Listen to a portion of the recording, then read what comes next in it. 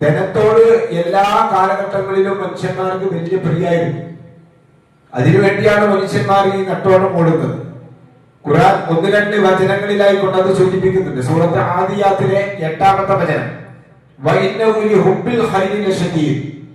തീർച്ചയായും മനുഷ്യൻ ആ പണത്തോട് അതിയായ സ്നേഹമുള്ളവനാണ്, കൊതിയുള്ളവനാണ്, പൈസയോട് വല്ലാത്ത കൊതിയുള്ളവനാണ് എന്ന് സൂറത്ത് ആദിയാത്തിലും സൂറത്ത് ഫജ്റിൽ അള്ളാഹു സൂചിപ്പിച്ചിരിക്കുന്നത് മനുഷ്യരുടെ സ്വഭാവം, ധനത്തോടുള്ള സ്വഭാവത്തെ കുറിച്ച് സൂചിപ്പിച്ചിരിക്കുന്നത് വല്ലാത്തൊരു പദമാണ്.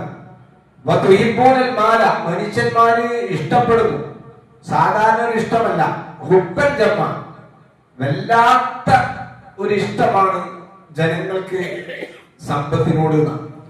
അത് ഏറെക്കുറെ നമ്മുടെയൊക്കെ അനുഭവങ്ങൾ നമുക്ക് പഠിപ്പിച്ചു തരുന്നതും അങ്ങനെ തന്നെയാണ്.